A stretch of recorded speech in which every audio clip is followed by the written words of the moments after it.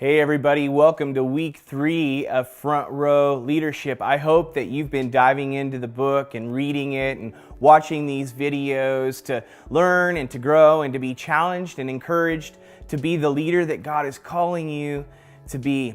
And so I hope that you're enjoying this process as we walk through it together. From the 3rd chapter, I just want to share a few things that I didn't even know it, but my sermon on Sunday connected very closely to some of the principles in chapter 3.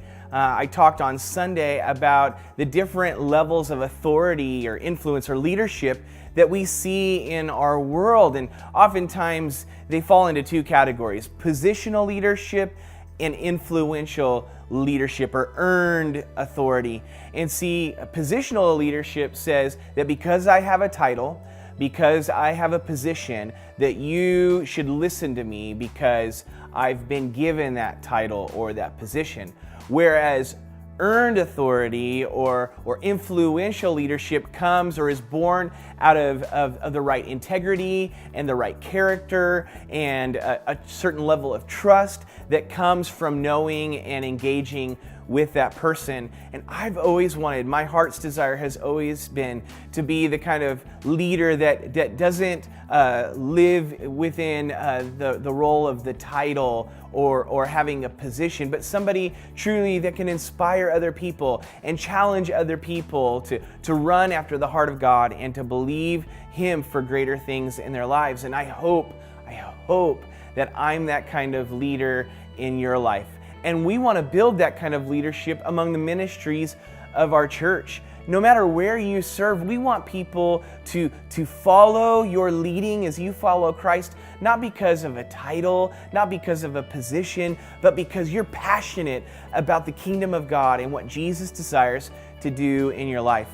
In alignment with that thought, in the book, we see here that Rob Ketterling has 6 principles that admittedly he gleaned from a magazine article that I wanted to mention to you today in regards to being that kind of leader that has the skill set to be an inspirational person. And so here are those 6 things.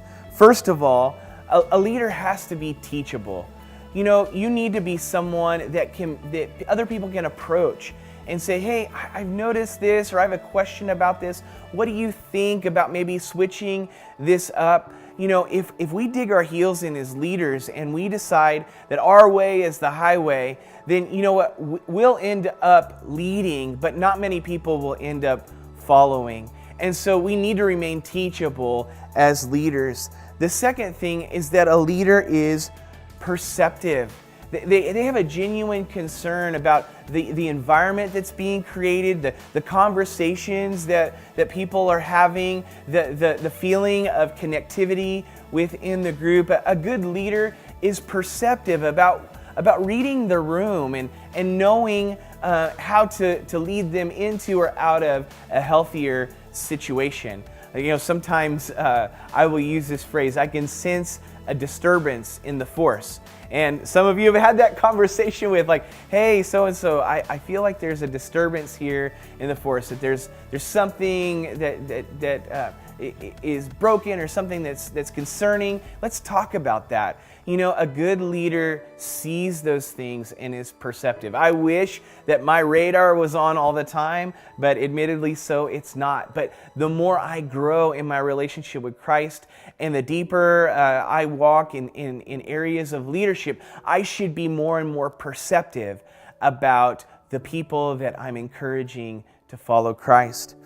The third thing is to be invested emotionally in the team. You know, it's not just about a start time and an end time. It's not just about preparing a lesson or praying in advance, although those are all wonderful things. But I need to be emotionally invested in people's lives. And oftentimes that happens outside of the ministry time that we have with them. You know, I know some of us serve in maybe 3, 4 different ministries, but you know, to be fully all in with people in relationships, oftentimes we need to serve one place or maybe 2. And that might be a challenge for us to consider, Lord, what is it exactly that you're calling me to so that I can be the best leader I can possibly be with the people that you are asking me to lead? Because if I don't take that step of being emotionally invested in their lives, am I really truly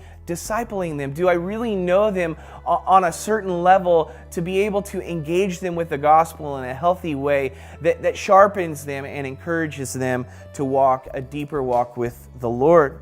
Number 4, a good leader sets the right example. And man, do we need people that set the right example in ministry in our church. You want to be a front row leader? Then that means you're going to live a little bit in the fishbowl. You're going to have to get comfortable with people watching your lives. And we need to ask ourselves the question, if people were to inspect the way that we live our lives, would they find somebody that they would want to follow? Somebody that they would want to emulate and to Lord, to be comfortable with following. And so we need to consider that. Am I living my life in such a way that people would grow to know Jesus through the way I live my life? So setting the right example when difficult situations arise, or when things become tensed or stressed, or when a decision has to be made. Am I somebody that people can look to and see that I'm setting the right example for them, so that in turn they can make the right decisions for their lives? Number 5, a good leader is honest. Somebody who's trustworthy, that consistently walks in truth and is somebody that doesn't say one thing and then turns around and does another. I remember when I was an intern at the church in California where I served, the youth pastor had asked me to do something, and I had said, absolutely, I'll do that. And I forgot about it. And someone reminded me of the commitment that I had made. And I said, you know what, it's okay. They don't need me. And that person said, you know what, things are really intense right now. You need to go and honor what you committed to doing.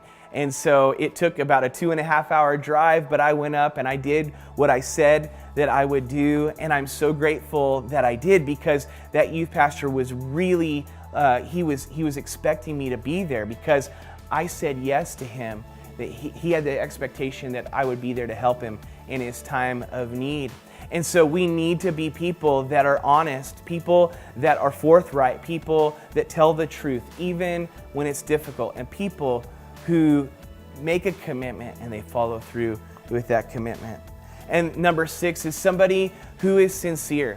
You know, people can look through the fog, they can look through the fake attitudes and things that we say that don't seem genuine. We need to be people authentically running after God. That means we're transparent. That means that we admit our failures.